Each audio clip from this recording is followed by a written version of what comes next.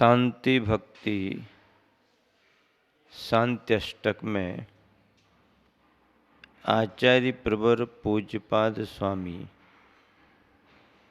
भगवान की अचिंत महिमा को बतला रहे हैं।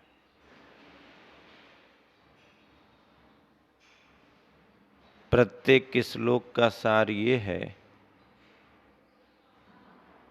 कि भगवान की भक्ति करने से हमारी बाधाएं दूर हो जाती हैं, व्यवधान दूर होते हैं और परम शांति की प्राप्ति होती है। श्लोक है यावन्नोदयते प्रभा परिकरः श्रीभास्करो भासयन् तावद्धारयति यः पंकजवनं निद्रातिभारश्रमम् यावत्त्वच्चरणद्वयस्य भगवन् न स्यात् प्रसादोदयात् तावज्जीवनिकायेष वहति प्रायेण पापं महत्।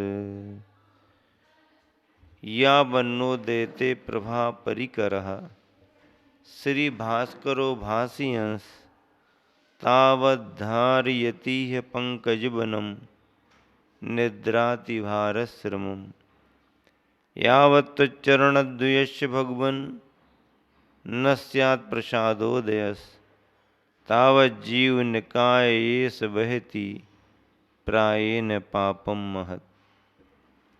बढ़िया अच्छे तरीके से भावाभिव्यक्ति हो रही है।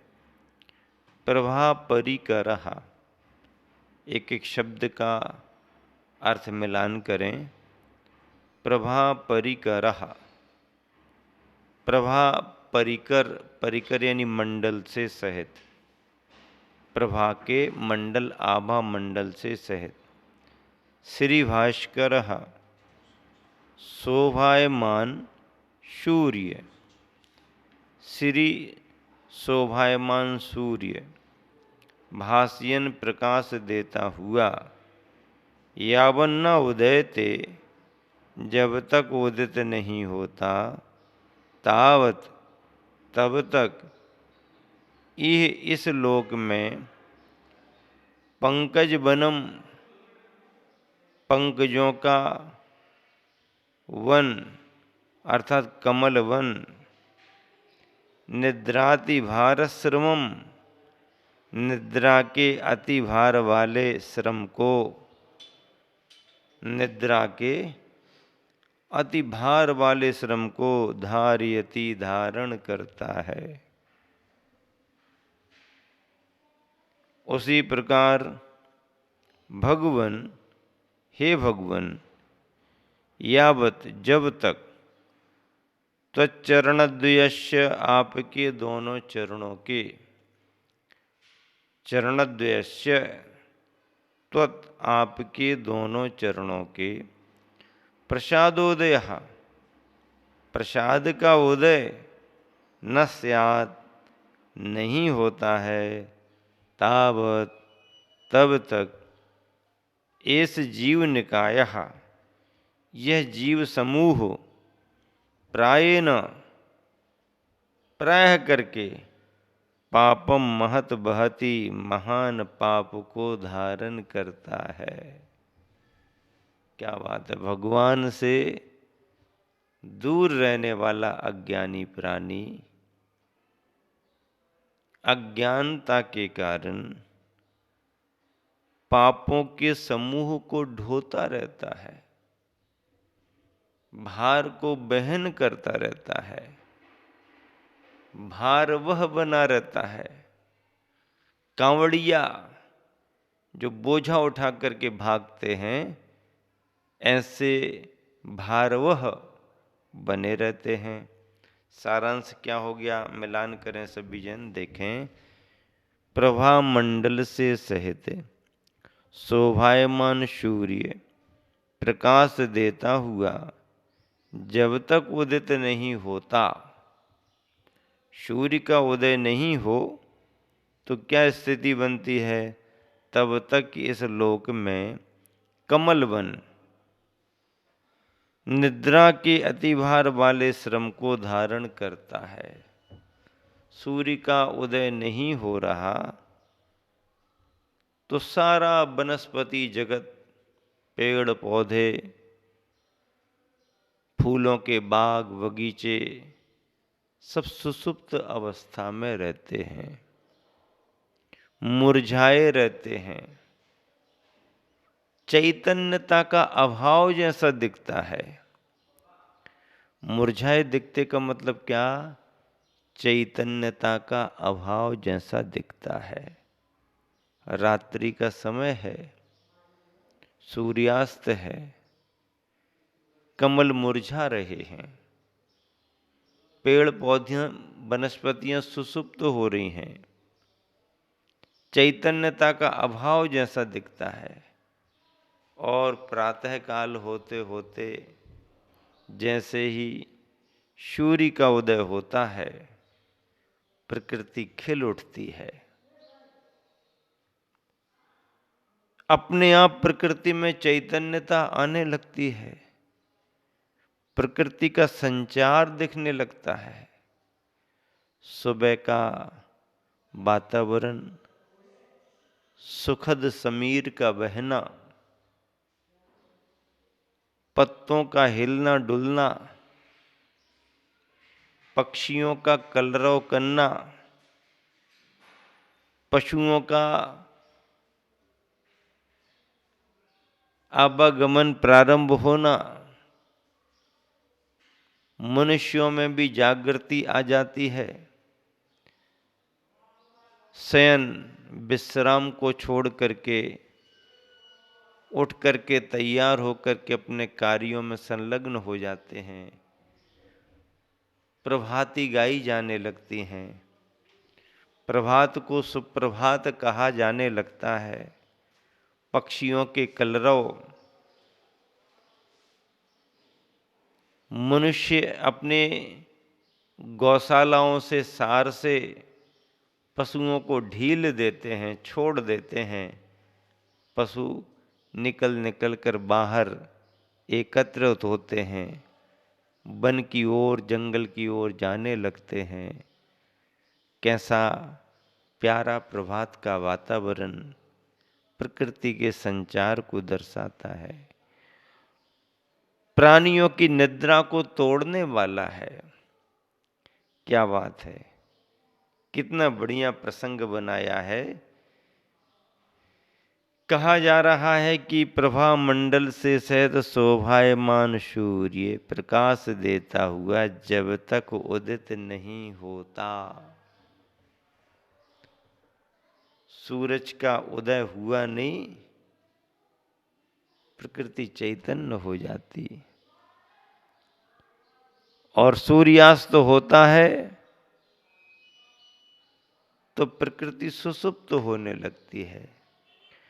जब तक भगवान के स्वरूप पर श्रद्धा नहीं जमती, जब तक हमें अपने आत्म स्वरूप पर विश्वास नहीं होता, सच्चे देव शास्त्र गुरु का स्वरूप मालूम नहीं होता, देवों में वीतरागी अरहंत परमात्मा का स्वरूप ज्ञात नहीं होता, तब तक हमारे संसार में कोई काम बनने वाले नहीं।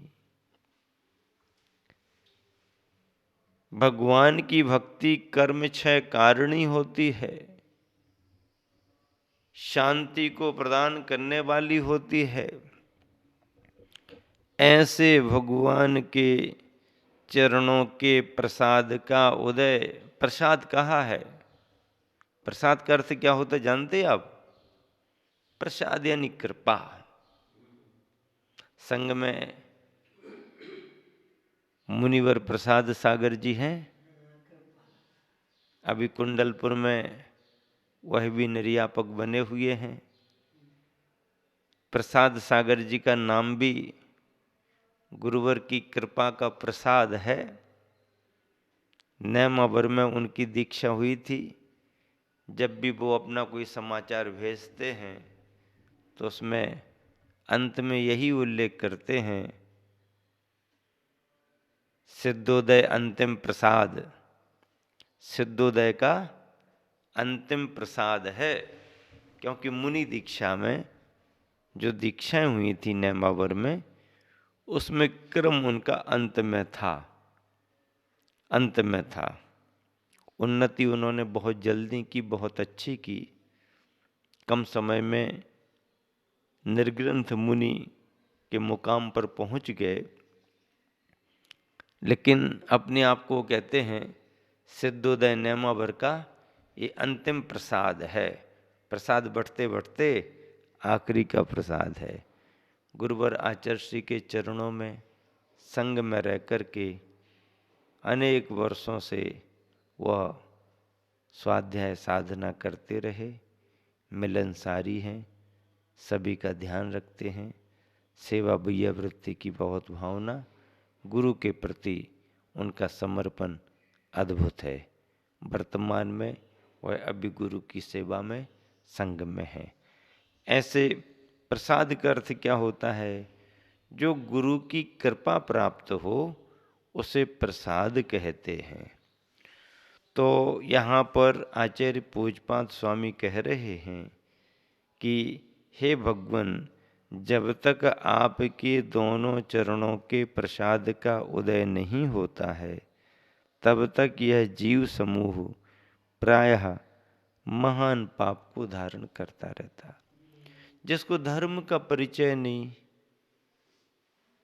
धर्म पर श्रद्धा नहीं, वह अपनी अज्ञानता से पाप बहुल प्रवृत्ति तो करेगा ही करेगा। लेकिन जिसकी श्रद्धा एक बार धर्म पर जम जाती है तो वह भगवान के चरण छोड़ता नहीं है। हे भगवान, भव भव में जब जब भी मेरा जन्म हो, आपका दर्शन मिलता रहे, आपका दर्शन मिलता रहे। हे वीर, तुम्हारे चरणों में एक दरस भिखारी आया है। क्या? हाँ, पार्श्वनाथ भगवान कहो, महावीर भगवान कहो, शांतिनाथ आदिनाथ भगवान कहो, 24 तीर्थंकर भगवान कहो। हे वीर, तुम्हारे चरणों में एक दरस भिखारी आया है। दर्शन करने वाले श्रद्धालु ने अपने आप को क्या बनाया? भिखारी। भिखारी बन करके आया है, दरस का भिखारी है। और क्या लेकर के आया है? नयन का कटोरा, 2 नयन कटोरे लाया है। हे वीर, तुम्हारे चरणों में एक दरस भिखारी आए। प्रभु दर्शन भिक्षा पाने को, क्या क्या पाने की भावना है? प्रभु के दर्शन रूपी भिक्षा को पाने की भावना है। प्रभु का दर्शन मिले ऐसी भावना है। तो प्रभु दर्शन भिक्षा पाने को क्या लाया है? 2 नयन कटोरे लाया है। 2 नयनों के कटोरे को लाया है। भगवान भर दो, भर दो, भर दो, आपका भंडार बहुत बड़ा है, भर दो। ऐसी भक्ति होती है। भिखारी बनने का मतलब है अपने आप में लघु, अपने का किंचन मानो, अपने को बहुत भगवान के चरणों में समर्पित मानो। तब कहीं जाकर के हमारे अशुभ कर्म टलते हैं और पुण्य का उदय आता है। गुरुवर आचार्य श्री ने पद्यानुवाद में बहुत अच्छा लिखा है। प्रकाश करता प्रभा पुंज वह, भास्कर जब तक ना उगता। प्रकाश करता प्रभा पुंज वह, भास्कर जब तक ना उगता। सरोवरों में सरोज दलवी, सरोवरों में सरोज दलवी, तब तक खिलता ना जगता। जिसके मानस सर में जब तक, क्या बात है, मानस सर, मन के सरोवर को, मानस सर, मन का सरोवर, जिसके मानस सर में जब तक जिन पद पंकज ना खिलता। जिसके मानस सर में जब तक जिन पद पंकज ना खिलता। पाप भार का बहन करे वह, भ्रमण भवों में ना टलता। पाप भार का बहन करे वह, भास्कर जब तक ना उगता। सरोवरों में सरोज दलवी, तब तक खिलता ना जगता। जिसके मानस सर में जब तक, क्या बात है, जिसके मानस सर में जब तक, कितनी प्यारी पंक्तियां हैं, गुरुवर की लिखी हुई हैं। जिसके मानस सर में जब तक जिन पद पंकज ना खिलता। जिन पद पंकज ना खिलता। पाप भार का बहन करे वह, भ्रमण भवों में ना टलता। पाप भार का बहन करे वह, भ्रमण भवों में ना टलता। कितनी प्रेरक पंक्तियां हैं। साहित्य है, काव्य है, लालित्य है। प्रकाश करता प्रभा पुंज व भास्कर, भास्कर सूर्य जब तक ना उगता। सूर्य का उदय जब तक नहीं होता, तब तक सरोवरों में, तालाबों में सरोज दलवी, तब तक खिलता ना जगता, ना खिलता ना जगता, सुसुप्त पड़े रहते।